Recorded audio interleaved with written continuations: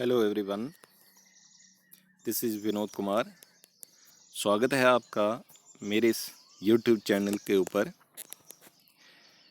मैं आज लेकर आया हूँ एक नया विषय जिसका नाम है मोटिवेशन। ये बीकॉम छठे सेमेस्टर के लिए बड़ा ही इम्पोर्टेंट टॉपिक है। Personal selling and sale management book का ये दूसरा यूनिट है और ये जो मटेरियल मैंने उठाया है मैंने टंडन वर्मा की बुक से। ऑनलाइन ये बुक मैंने वहीं से डाउनलोड की थी, वहीं से ये मटेरियल जो है मैंने उठाया है। तो मेरा ये सजेशन रहेगा बच्चों के लिए भी कि जो भी इस वीडियो को देख रहा है वो उस बुक को डाउनलोड करके उसमें डिटेल में जो स्टडी दे रखी है उसको भी वे वहाँ से भी पढ़ सकते हैं, या जो आपके पास बुक है उसमें से भी आप कुछ मटेरियल जो है वो साथ में देख सकते हैं। आज का ये जो विषय मोटिवेशन है इसके ऊपर थोड़ी सी पहले चर्चा कर लेते हैं, उसके बाद डिटेल में इसको हम पढ़ते हैं। मोटिवेशन क्या है, क्यों ये दिया जाता है, क्या इसका काम होता है, तो इसके बारे में है थोड़ा सा। मोटिवेशन, जब हम किसी व्यक्ति को मोटिवेट करते हैं, किसी कार्य को करने के लिए तैयार करते हैं, तो हमने जल्दी करवाना होता है काम। तो काम करवाने के लिए हम किसी व्यक्ति को तैयार करते हैं।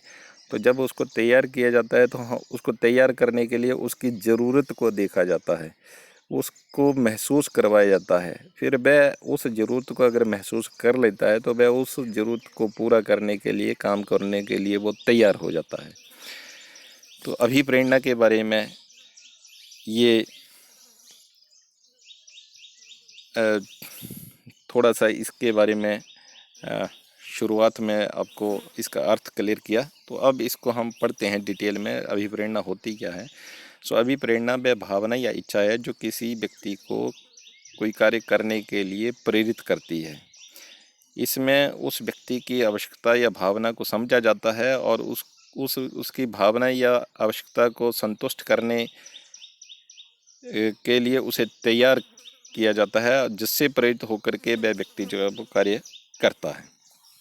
इसके लिए आपको दे रखी है दो डेफिनेशन है, दो में से कोई भी आपने एक डेफिनेशन जो है वो तैयार कर लेनी है। उसके बाद दे रखा है कि ये मोटिवेशन कितने प्रकार की होती है। तो जनरली ये 4 प्रकार से है: positive motivation, negative motivation, internal motivation और एक्सटर्नल मोटिवेशन। सो ये वैसे चारों को आप 2 पार्ट्स में भी डिवाइड कर सकते हैं, परंतु अगर चलो इनको चारों में ही हम डिस्कस कर लेते हैं। पहला है, इसमें दे रखा है कि पॉजिटिव मोटिवेशन। पॉजिटिव मोटिवेशन वह मोटिवेशन है जिसमें किसी व्यक्ति को कार्य को करने के लिए प्रेरित किया जाता है और प्रेरित करने के लिए उसे पॉजिटिव मोटिवेशन दी जाती है। पॉजिटिव मोटिवेशन में हम उसको इनाम देते हैं या उसको कोई उपहार देते हैं, उसके कार्य की प्रशंसा करते हैं, उसकी कमीशन में कोई वृद्धि कर देते हैं, सैलरी में कोई वृद्धि कर देते हैं, या उसकी प्रमोशन कर देते हैं ताकि वे कार्य करने के लिए जो है वो तैयार हो जाए। तो ये होती है हमारी पॉजिटिव। उसके बाद आती है हमारे पास नेगेटिव मोटिवेशन। नेगेटिव मोटिवेशन में हम कोई इंसेंटिव नहीं देते हैं, कोई प्रमोशन नहीं करते हैं, कोई इनाम नहीं देते, कोई उपहार नहीं देते, बल्कि इसमें नेगेटिव रूप से, यानी कि उसको डराया जाता है, धमकाया जाता है और उससे फिर वंचित कार्य करवाया जाता है। उसको दंडित भी किया जाता है, उसको नौकरी से निकालने का भय दिखलाया जाता है ताकि वो कार्य करने के लिए तैयार हो जाए। और उसके बाद आती है आपकी internal motivation. So internal motivation एक व्यक्ति के भीतर से उत्पन्न होती है। व्यक्ति को एक विशिष्ट कार्य करने की इच्छा होती है क्योंकि उसके पीछे उसका परिणाम उसको दिखाई दे रहा होता है। तो वह खुद अपने आप जो है वो तैयार हो जाता है। वह अगर अपनी कोई पहचान चाहता है अपना एक लेवल बनाना चाहता है, अपनी एक गुडविल बनाना चाहता है, तो उसके लिए जो है वो धीरे धीरे जो है वो कार्य करने के लिए तैयार होता रहता है, कार्य करता रहता है, आगे बढ़ता रहता है नाम कमाने के चक्कर में, शोहरत कमाने के चक्कर में। तो ये होती है उसकी इंटरनल मोटिवेशन। दूसरा है एक्सटर्नल मोटिवेशन। ये व्यक्ति के अंदर से नहीं बल्कि बाहर से ही ये व्यक्ति जो है वो प्रेरित होता है। ये बाहर से ही उसको नियंत्रित की करती हैं ये अभिप्रेरणाएँ। तो अधिक से अधिक इसमें बाहरी तत्वों का प्रयोग होता है। उदाहरण के तौर के ऊपर हम कह सकते हैं कि अगर आप एक बेस्ट अगर विक्रय करता हैं तो आपको इनाम अगर कोई दे देता है कि आप बहुत अच्छे हैं, तो आप फिर और भी अच्छा करने के लिए कार्य तैयार होते हैं, मोटिवेट होते हैं। अगर आप एक अच्छे सेलर हैं तो आपको अगर कोई बोनस दिया जाता है तो आप और भी अच्छा कार्य करते हैं। कोई आपकी सैलरी में इंक्रीमेंट लग जाती है तो आप और भी अच्छा कार्य करते हैं। तो ये होती हैं आपकी बाहरी अभिप्रेरणाएँ, जो ये 4 प्रकार की थी। उसके बाद आता है इसका प्रोसेस बड़ा सिंपल सा इसका प्रोसेस है, तो ज़्यादा डिटेल में हम इसमें बात नहीं करेंगे। तो व्यक्ति के प्रेरक बल को ये थोड़ा चेंज करता है, आंतरिक मन को उसको चेंज करता है। तो चेंज करने के लिए बातें आती हैं मेनली तीन बातें। पहली बात आती है ज़रूरत, दूसरा आता है लक्ष्य, तीसरा आता है प्रेरणा। व्यक्ति की ज़रूरतें 2 प्रकार की होती हैं, शारीरिक आवश्यकताएं और मनोवैज्ञानिक आवश्यकताएं। शारीरिक आवश्यकताओं और मनोवैज्ञानिक आवश्यकताओं की पूर्ति के लिए कोई व्यक्ति जो है वो कार्य करने के लिए तैयार हो जाता है। शारीरिक आवश्यकता में आता है रोटी, कपड़ा, मकान, नींद, वायु आदि आती है। और मनोवैज्ञानिक आवश्यकताएं जो व्यक्ति अपनी पहचान चाहता है, अपनी गुडविल बनाना चाहता है, अपना एक स्टेटस बनाना चाहता है, तो उसके लिए भी वो जो है वो प्रयासरत रहता है, कार्य करने के लिए जो है वो तैयार हो जाता है। तो ये ज़रूरतों को पूरा करने के लिए व्यक्ति जो है वो अभिप्रेरित होता है। और दूसरा है कि लक्ष्य को पूरा करने के लिए लक्ष्य को पूरा करने के लिए भी व्यक्ति जो है वो कार्य करने के लिए तैयार होता है। तो लक्ष्य सामान्य लक्ष्य भी हो सकता है कि सिंपल कोई भी वो लक्ष्य रख सकता है। जैसे इसमें दे रखा है कि कोई व्यक्ति अगर हाथ धोने की आवश्यकता अगर महसूस करता है तो उसके लिए उसका ये सामान्य लक्ष्य है, क्या हाथ धोने हैं, उसका एक सामान्य लक्ष्य है। परंतु इस लक्ष्य को पूरा करने के लिए उत्पाद से संबंधित वो विशिष्ट लक्ष्य रख सकता है कि हाथ धोने हैं तो साबुन से धोने हैं या लिक्विड से धोने हैं। फिर अगर उसने साबुन या लिक्विड से धोने हैं तो कौन से ब्रांड का वो प्रयोग करेगा, तो उसके लिए वो लक्स या वीनस का प्रयोग कर सकता है। फिर उसके बाद वो किस स्पेशल दुकान से वो ख़रीदना चाहता है तो उसका प्रयोग कर सकता है वो। उसके बाद तीसरा आता है उसकी ये जो प्रोसेस है, एक प्रोसेस में हमारे पास एक आती है नीड, दूसरा आता है गोल और तीसरा आता है मोटिव, प्रेरणाएँ। तो प्रेरणाएँ हमारी 2 प्रकार की आती हैं, एक तर्कसंगत प्रेरणाएँ आती हैं, एक भावनात्मक आती हैं। तर्कसंगत जो प्रेरणाएँ होती हैं वो वस्तु के मूल्य, आकार और वजन से संबंधित होती हैं। और जो भावनात्मक प्रेरणाएँ होती हैं वो जनरली रूप, रंग और सौंदर्य, उपभोक्ताओं और उत्पाद के रूप और रंग, सौंदर्य आदि से संबंधित होती हैं। तो ये भावनात्मक प्रेरणाएँ आती हैं। तो प्रोसेस में हम 3 बातों का प्रयोग करेंगे, वस्तु की ज़रूरत, वस्तु के उद्देश्य और प्रेरणाएँ। इनसे प्रभावित होकर के व्यक्ति जो है वो कार्य करने के लिए अभिप्रेरित होता है। उसके बाद ये आपका बहुत ही इम्पोर्टेंट टॉपिक है, ये मास्लो नीड हायरार्की थ्योरी। 1943 में एक शोध पत्र, एक रिसर्च पेपर छापा गया था अमेरिकन मनोवैज्ञानिक अब्राहम मास्लो के द्वारा ह्यूमन मोटिवेशन के ऊपर। तो उसमें उसने ये थ्योरी डेवलप की थी और इसमें उसने व्यक्ति की जो आवश्यकताएं हैं वो 5 प्रकार की आवश्यकताएं बताई थी। पहली आवश्यकता की पूर्ति हो जाती है तो वह दूसरी की पूर्ति के लिए तैयार होता है कार्य करने के लिए। जब दूसरी आवश्यकता उसकी पूरी हो जाती है तो वह तीसरी आवश्यकता की पूर्ति के लिए कार्य करने के लिए तैयार होता है। इसी तरीके से टोटल 5, एक व्यक्ति अपने जीवन काल में 5 प्रकार की आवश्यकताओं की पूर्ति के लिए कार्य करता है। तो मास्लो ने जो पहली आवश्यकता की पूर्ति दे रखी थी वो तो थी उसकी शारीरिक आवश्यकताएं। मास्लो ने पहली आवश्यकता जो बताई थी वो शारीरिक आवश्यकताएं बताई थी कि व्यक्ति को रोटी, कपड़ा, मकान, वायु, पानी, गर्मी, आश्रय, नींद आदि इससे संबंधित थी। ये उसकी आवश्यकता बेसिक नीड जो है वो उसकी पूरी होनी चाहिए। अगर इन बेसिक नीड को पूरा करने के लिए व्यक्ति कार्य करने के लिए तैयार होता है तो ये पहली आवश्यकता है, इनके लिए व्यक्ति जो है वो कार्य करता है। जैसे ही उसकी ये पहली आवश्यकता पूर्ति होती है तो वह उसके सामने आती है दूसरी आवश्यकता। दूसरी आवश्यकता होती है हमारी सेफ्टी नीड। पहली आवश्यकताओं की पूर्ति के बाद व्यक्ति जो है वो दूसरी आवश्यकताओं की पूर्ति के लिए कार्य करने के लिए तैयार होता है। दूसरी आवश्यकताएं होती हैं उसे कि वो सुरक्षा चाहता है, वह दुर्घटना से अपनी सुरक्षा चाहता है, जॉब की सिक्योरिटी चाहता है, हेल्थ की सिक्योरिटी चाहता है। तो उसके लिए भी जो है वो कई प्रकार के जो है वो कार्य करने के लिए तैयार हो जाता है। उसके बाद है तीसरा आपका सामाजिक आवश्यकताएं। जब दूसरी आवश्यकता उसकी पूरी हो जाती है, सेफ्टी नीड भी उसकी पूरी हो जाती है, तो व्यक्ति तो समाज में रहने वाला प्राणी है।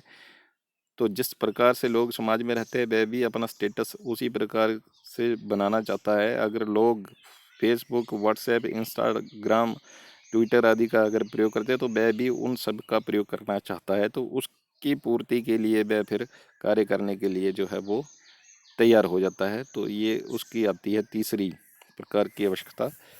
और जब उसके बाद चौथा आता है, इसके बाद एस्टीम नीड।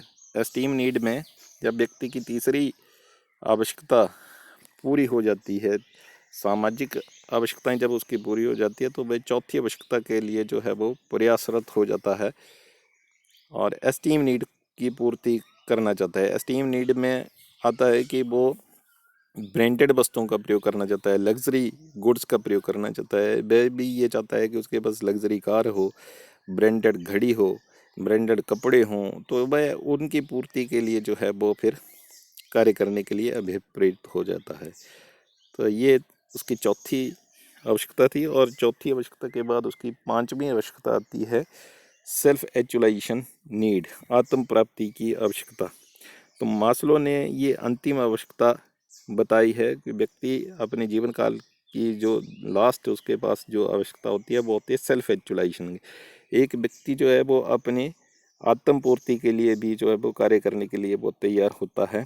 तो आत्म पूर्ति के लिए एक व्यक्ति एक सर्वश्रेष्ठ संगीतकार बनना चाहता है, एक खिलाड़ी जो है वो सर्वश्रेष्ठ खिलाड़ी बनना चाहता है। जैसे एक सचिन तेंदुलकर का नाम आप सारे जानते हैं, तो वह एक सर्वश्रेष्ठ खिलाड़ी है, तो वह सेल्फ एक्चुअलाइजेशन नीड को प्राप्त कर चुका है। तो इस तरीके से जो है ये 5 प्रकार की जो है वो आवश्यकताएं हैं। तो ये बड़ा important examination point of view के हिसाब से है टॉपिक, तो इसको आपने तैयार कर लेना है। उसके बाद है डायनामिक नेचर। तो डायनामिक नेचर ज़्यादा इम्पोर्टेंट नहीं है, सिंपल सी बात है कि ये परिवर्तनशील प्रकृति होती है अभिप्रेरणा की, क्योंकि व्यक्ति की आवश्यकताएं सीमित नहीं होती है, असीमित होती हैं। ये कंटिन्यू प्रोसेस है। एक आवश्यकता की पूर्ति होती है तो वह उसके सामने दूसरी आवश्यकता आ जाती है। एक इच्छा की पूर्ति होती है तो दूसरी इच्छा आ जाती है, दूसरी की पूर्ति होती है तो तीसरी सामने आ जाती है, तीसरी की पूर्ति होगी तो चौथी आ जाती है। तो आवश्यकताएं तो कभी ख़त्म नहीं होती है। तो उसी प्रकार से अभिप्रेरणा भी कभी ख़त्म नहीं होती है, ये चली रहती है, डायनामिक नेचर की है। तो ये तो चली रहती है। एक लक्ष्य पूरा होता है तो दूसरा लक्ष्य आपके सामने आ जाता है, दूसरा जब पूरे होगा तो तीसरा आ जाएगा। इस तरीके से ये डायनामिक नेचर है, ये तो चला रहेगा। उसके बाद आपका है इम्पोर्टेंट आपका ये बाइंग मोटिव। ये बड़ा इम्पोर्टेंट है आपके सिलेबस के हिसाब से। क्रय प्रेरणाएं। तो क्रय प्रेरणाएं क्या होती हैं? क्रय प्रेरणा एक मजबूत इच्छा या भावना है जो खरीदार को खरीदने का निर्णय लेने के लिए प्रेरित करती है। ये क्रय प्रेरणाएं आपकी दो प्रकार की होंगी। एक होंगी आपकी उत्पाद से संबंधित, यानी कि उत्पाद, ये उत्पाद प्रेरणाएं, और दूसरी होंगी आपकी संरचनात्मक क्रय प्रेरणाएं। उत्पाद से संबंधित क्रय प्रेरणाएं और संरचनात्मक क्रय प्रेरणाएं, ये भी आगे दो दो प्रकार की हैं। उत्पाद प्रेरणाएं भी दो प्रकार की, संरचनात्मक क्रय प्रेरणाएं भी दो प्रकार की। उत्पाद प्रेरणाएं दो प्रकार की होती हैं, एक होती है आपकी ये भावनात्मक और दूसरी होती है तर्क संगत। और इसी तरीके से आपकी जो संरचनात्मक क्रय प्रेरणाएं हैं वो भी दो प्रकार की, एक भावनात्मक और दूसरी तर्क संगत।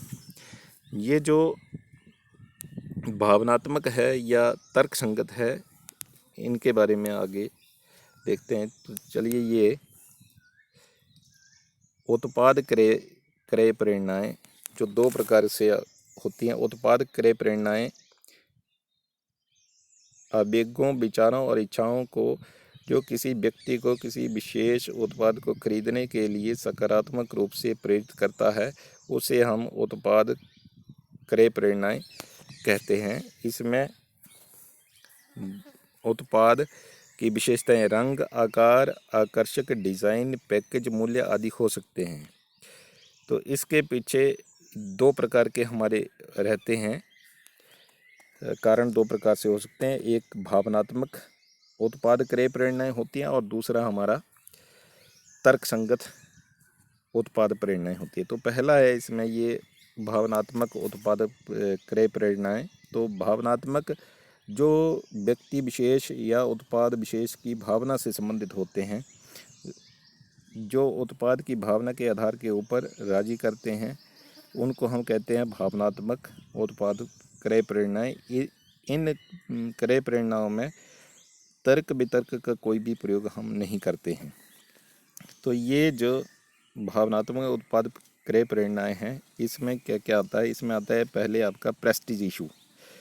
कोई व्यक्ति किसी वस्तु को अपने प्रेस्टीज के लिए जो है वो खरीद सकता है, अपनी प्रतिष्ठा के लिए उस वस्तु की डिमांड कर सकता है। तो उत्पाद को खरीदने के पीछे उसके प्रेस्टीज इशू होता है कि मैंने ये खरीदनी है, ये अपने मान सम्मान को बढ़ाने के लिए वो उसको रख सकता है अपने पास। दूसरा, नकल या अनुकरण। वह नकल करके भी उस उत्पाद की डिमांड कर सकता है। नकल करने का मतलब है अगर वह वस्तु आपके पड़ोस में किसी ने खरीद के रखी हुई है तो भी आप उसकी डिमांड कर सकते हैं। तीसरा, स्नेह। वस्तु को खरीदने के पीछे आपका नेचुरल लव एंड अफेक्शन भी हो सकता है। अगर आप अपने बच्चों के साथ लव और अफेक्शन करते हैं तो आप उनको बढ़िया सी कोई भी वस्तु खरीद करके ला सकते हैं। आप उनको अच्छी घड़ी खरीद करके ला सकते हैं। तो उस वस्तु को खरीदने के पीछे जो है वो आपका लव एंड अफेक्शन भी हो सकता है। ये भावनात्मक हैं सारी की सारी। उसके बाद आराम से संबंधित है। अगर आप वस्तु को खरीदना चाहते हैं और वे आराम से जुड़ी हुई वस्तु है, आप पंखा खरीदना चाहते हैं, refrigerator, washing machine, cushion bed आदि खरीदना चाहते हैं, तो ये आपकी आरामदायकता का कारण भी हो सकता है, विलासिता की वस्तु हैं ये। उसके बाद महत्वाकांक्षा, आपकी जिज्ञासा कितनी है किसी वस्तु को खरीदने की। अगर आप उस वस्तु के लिए बहुत ही जिज्ञासु प्रकृति के हैं कि आपने ये खरीदनी है तो आप उसको खरीदेंगे, अदरवाइज छोड़ देंगे। उसके बाद है कि व्यक्तित्व की इच्छा। व्यक्तित्व की इच्छा भी जो है वो प्रभावित करती है। विशिष्टता, आप उसके गुण को, यानी कि अगर आप एक अच्छी ब्रांडेड वस्तु को खरीदना चाहते हैं तो आप उसके लिए जो है वो तैयार होंगे। उसके बाद है कि मनोरंजन के लिए भी आप वस्तु को खरीद सकते हैं। मनोरंजन के लिए आप रेडियो, टेलीविज़न और वाद्य यंत्र का भी प्रयोग कर सकते हैं, उनको आप खरीद सकते हैं। उसके बाद भूख और प्यास। अगर आप भूख और प्यास को मिटाना चाहते हैं तो उसके लिए भी आप जो है वो खाद्य पदार्थों या पेय पदार्थों का प्रयोग कर सकते हैं, कोल्ड ड्रिंक वगैरह या किसी और प्रोडक्ट का आप प्रयोग कर सकते हैं। आदत किस प्रकार की है? अगर उस ग्राहक की आदत भी वस्तु को क्रय करने के लिए उसको अभिप्रेरित कर सकती है। अगर उसकी आदत है बीड़ी सिगरेट पीने की तो वह उसको ही खरीदेगा फिर, तो ये भी उसको प्रभावित कर सकती हैं। उसके बाद है तर्क संगत उत्पाद क्रय प्रेरणाएं। ये तर्क संगत उत्पाद प्रेरणाएं वस्तु के वजन, आकार, रूप, वजन, आकार आदि से संबंधित होती हैं। तो इसमें जो तर्क संगत हैं उसमें दे रखा है कि आप तर्क वितर्क कर सकते हैं। अगर आपने मान लो कोई ज्वेलरी खरीदनी है तो ज्वेलरी को खरीदने से पहले आपने उसकी फिर सेफ्टी मेजर देखने हैं कि क्या आपके घर में उसके प्रॉपर लॉकिंग वगैरह की सुविधा है या नहीं है। अगर नहीं है तो फिर किसी बैंक में आप उसको रखेंगे तो वो सेफ्टी मेजर भी आपको साथ में ध्यान में रखना पड़ता है। नंबर सेकंड है कि अल्प व्यय। जब भी आप किसी वस्तु को खरीदने जा रहे हैं तो उसके बारे में आपने ये देखना है कि उसको उसकी जो ट्रांसपोर्टेशन है, जहाँ से आप लेकर आके आ रहे हैं, उसकी जो ट्रांसपोर्टेशन कॉस्ट है, व्यय कितनी है। व्यय अगर कम है तो आप फिर खरीदेंगे, अगर व्यय ही ज़्यादा है तो फिर नहीं खरीदेंगे। तो ये तर्क वितर्क आप यहाँ पर कर सकते हैं। उसके बाद अपेक्षाकृत कम कीमत। सेम वस्तु है और बाज़ार में 2-3 ऐसे दुकानदार हैं जो सेम ही वस्तु को बेच रहे हैं, तो जहाँ पर वो वस्तु कम कीमत के ऊपर मिल रही है तो वहाँ पर फिर आप वस्तु वहीं पर फिर आप खरीदोगे। उपयुक्ता, आपको वो वस्तु कहाँ पर मिल रही है। अगर तो वो नियरेस्ट टू द होम मिल रही है तो वह फिर आपके लिए बढ़िया रहेगी। या फिर नियरेस्ट टू होम को भी छोड़िए, अगर उपयुक्तता का मतलब आप इस तरीके से भी ले सकते हैं कि वो आपके लिए उपयुक्त है भी या नहीं। अगर आपका मान लो आपने अंदर एक टेबल रखना है और आपके रूम का जो साइज़ है वो 10x10 है, तो 10x10 में आप 6x8 का भी मेज वहाँ पर आ सकता है, या 4x6 का आप रख सकते हैं, यानी कि उससे छोटा आएगा। अगर आप 10x10 का आपका रूम है और 12x10 का टेबल आप वहाँ से खरीद कर ले आओगे तो वह फिर उपयुक्त नहीं रहेगा आपके लिए। उसके बाद उपयोगिता, वस्तु कितनी उपयोगी है आपके लिए, वह भी निर्भर करता है, आपकी खरीद को वो प्रभावित करेगा। उसके बाद है कि वस्तु का स्थायित्व कितना है, वस्तु कितने समय तक रहेगी, किस प्रकार का उसकी लाइफ टाइम है, कितनी वो टिकाऊ है। ठीक है, वो ये सारी बातें जो हैं वो तर्क संगत में आ जाती हैं। तो ये जो प्रेरणाएं हैं 2 प्रकार की, एक तो उत्पाद से संबंधित, वो 2 प्रकार की आ गई आपकी, एक भावनात्मक, दूसरी तर्क संगत। अब दूसरा है संरक्षणात्मक क्रय प्रेरणाएं। संरक्षणात्मक क्रय प्रेरणाएं भी 2 प्रकार की, एक भावनात्मक आएगी और दूसरी तर्क संगत आएगी, परंतु ये आएंगी किसी दुकानदार से संबंधित। संरक्षणात्मक उद्देश्यों को विचार या आवेग के रूप में परिभाषित किया जा सकता है जो खरीदार को विशिष्ट दुकानों से लगातार सामान खरीदने के लिए राजी करता है। और खरीदार कुछ विशिष्ट फर्मों या दुकानदारों से खरीदारी क्यों करते हैं, इसके पीछे 2 ही कारण होते हैं, या तो भावनात्मक या फिर तर्क संगत। तो भावनात्मक क्रय प्रेरणाएं, इस संरक्षणात्मक क्रय प्रेरणाएं कौन सी हैं, तो इसमें पहला तो ये है कि दुकान की आकर्षक होना। दुकान अगर आकर्षक है, उसमें सारे का सारा सामान बड़ा ही अच्छे ढंग से ग्रेडिंग करके रखा हुआ है, तो आप नेचुरली उसी दुकान से फिर माल खरीदेंगे। दूसरा, दुकान में माल का प्रदर्शन, माल को बड़े अच्छे ढंग से प्रदर्शित किया हुआ है तो भी आप वहाँ पर जा सकते हैं। तीसरा, दूसरों की से बारे दूसरे लोग भी यही कहते हैं कि ये एक ऐसी दुकान है जहाँ पर सारे का सारा माल आपको मिल जाएगा, A to Z मिलेगा और बढ़िया किस्म का, बढ़िया क्वालिटी का मिलेगा, तो भी आप वहाँ पर जा सकते हैं। और प्रतिष्ठा, अगर उस दुकानदार की या दुकान की गुडविल बड़ी अच्छी है तो भी आप वहाँ पर वहीं से माल खरीदेंगे। आदत, अगर उस दुकानदार की आदत बड़ी अच्छी है, कस्टमर के साथ जो है वो उसका बड़ा अच्छा रिलेशन है, तो भी आप वहीं से माल खरीदेंगे। उसके बाद है कि तर्क संगत संरक्षणात्मक क्रय प्रेरणा। ये जो तर्क संगत संरक्षणात्मक क्रय प्रेरणाएं हैं, इसमें पहली बात आती है सुविधा। एक दुकान की निकटता भी खरीदारों की खरीद को प्रभावित करती है, यानी कि दुकान कितने समय तक खुली रहती है। अगर वो लंबे समय तक खुली रहती है, 10-12 घंटे तक खुली रहती है, तो अब नेचुरली है कि अपने हिसाब से जब आपको समय लगे आप वहाँ से सामान ला सकते हैं। तो ये सुविधा, यहाँ पर तर्क संगत आप अपने तर्क का प्रयोग कर सकते हैं। आपको ऐसा नहीं है कि 10 बजे तक ही वो दुकान खुली रहती है तो 10 बजे तक ही आपने सामान खरीदना है। वो हो सकता है कि रात के 10 बजे तक खुली रहे, तो आप शाम को 5 बजे भी जा सकते हैं, 7 बजे भी जा सकते हैं, तो ये सुविधा। उसके बाद कम कीमत, अगर वह दुकानदार आपको जो है वो अन्य दुकानदारों की अपेक्षा कम कीमत के ऊपर ये सस्ता सामान जो है वो उपलब्ध करवाता है, तो भी आप वहीं से माल खरीदेंगे।